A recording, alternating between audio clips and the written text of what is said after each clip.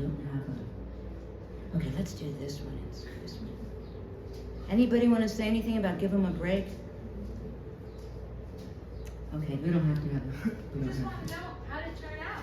He was fine. He was a good tenant. He took care of stuff, and it was all okay. Let's see here. It doesn't look like it's on the right page. Oh, let's see. It's not here. Oh, I see where it is. Okay. You'll like this one, Maui people. It's called The Shark Bite. Are we good? We're good? Everything's good? Okay. I can hardly believe it happened again.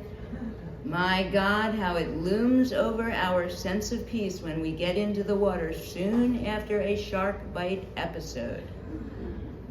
I watch the titillating inner visuals that run in my mind as I embark into the ocean for my first swim after the event. I stand at the shoreline and I speak out loudly within my silent inner realm my commitment to hold all life in the ocean precious. I tell all the creatures how much I respect them and honor their right to swim and get their needs met. Then I follow up with my offer to them that I come in peace and as their friend.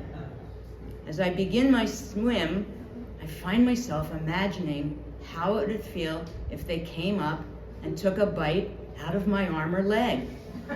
How much would I bleed? Would I survive? Who would find me? Sometimes the shark bite image comes during a hard time in my life, when I'm struggling within, regarding relationship, money, dental work, or body pain, causing me to be wishing I could disappear. I imagine that some part of me would be cognizant enough to say, what a relief. I'm done. I'm free. The gods that rule our lives have chosen to take me and bring a swift end to my miserable struggle with my diminishing sources of joy. I'm certainly not sure I would feel that way.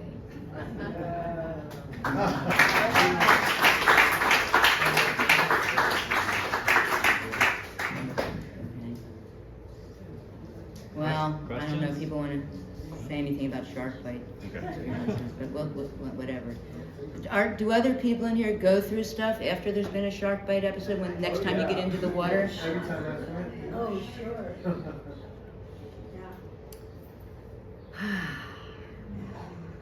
This assignment came from Leela Danielle. How many people in here know Leela Danielle, the beach dance queen and the poet and writer? Okay, this was her assignment. It's called, What's It Like to Be Me? It's edgy to be me. Quite out on the skinny branches of life. Often don't feel relaxed or confident that the unabashed way I might express myself will be received or not, or incur a bit of recoil from my listener. I've had a lot of those. I can often sense a discomfort when I speak as openly as I do with an unmatched receiver.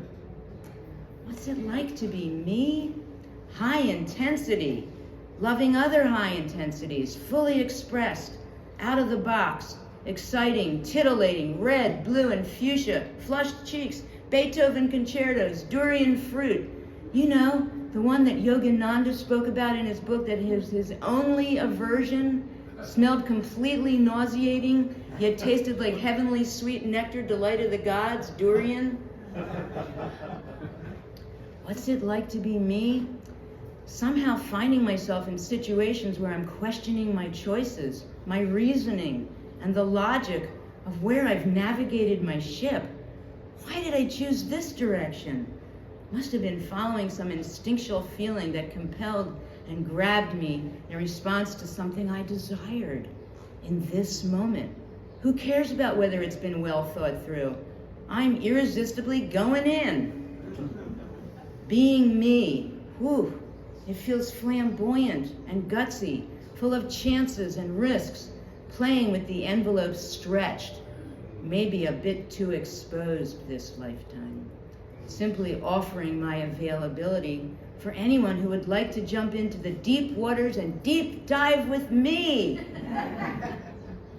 I've always had sex too soon, more early on than most would assume appropriate for a woman of my substance, feeling like life is a grand opportunity now, and I want to carpe diem and get below the surface, not waste valuable time on commonplace mundanities. Bare my soul, call forth yours, expose the underbelly. What better way than sexing on the early side?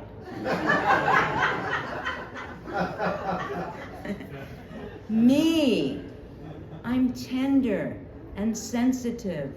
With all my spiritual training, coaching, and counseling with mentors and wise beings, including myself, I have a propensity to take things personally, especially when in any way it could be misinterpreted that I don't matter or I'm not important. These are stories I tell myself that spring from early childhood neglect and oversight of me and my feelings from the males in my family. So I can often take an innocuous moment or event and watch my little girl revisit her childhood, projecting that no one cares much for her essential soul or essence. Seemed to her like only her performance mattered. They wanted me to shed a good light on them as effective super parents. Sad, yet I thrived and excelled in my early life as the ultimate student, actress, singer, dancer, comedian, pianist, on-stage personality that got me lots of attention to fill the big black hole of my empty inner space.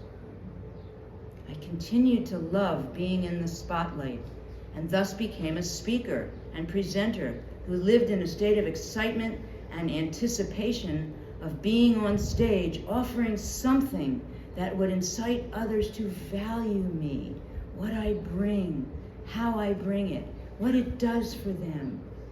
It can be quite inspiring and uplifting with my highly animated style, delivering so much of what I've learned in life, especially the mistakes I've made, and how I would do it differently next time. And particularly my precious practices about eating in a way that produces high states of youthful aliveness. What's it like to be me? Deliciously sensual, touchy, affectionate, prone to hugs of deep, long, strong, and penetrating nature, oftentimes insatiable with my desire for heart-filled intimacy. I can press for high standards of communication that put my partners on the spot. Those who generally have not done near the training and practice that I have, evidence in the writing of my second book, now called Brilliant Communicating, all about what I believe in, depend on, and know is required for two people to succeed at being close and understanding each other. Oh, to be me. It can be over the top for others. I'm quite not done, but I'll take that anyway. It can be over the top for others as my less detectable inner being, the one who is innately gracious, giving, kind, insightfully wise, flowing with compelling perspective and high vibration, can often be missed by people, misled by my large bravado way of showing up, and has me appear just a bit too much on the outside. I really like me. Reaching for reverie with only a moment's notice, I love potently and with vigor. And of all the fine feelings in my life that I hold dear, the one I savor the most is the sensing that the closest of my friends undeniably and truly treasure the nurturing essence of caring and love they feel in my presence.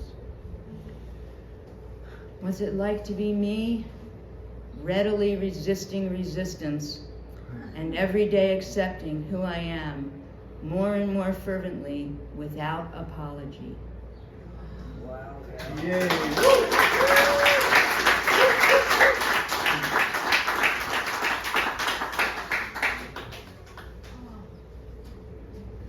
gotta find this other one. Is everybody okay? Do you need to stand up and take a break? You need to go? Okay. If anybody needs to go, take up and stand and break. This is a good time to do it. Thank you, Grace. That was awesome. Thank you. Thank you, Max. That was cool. Yeah, stand and stretch. Should we take like a... Should I stop it? Yeah, let's take a 5-minute break.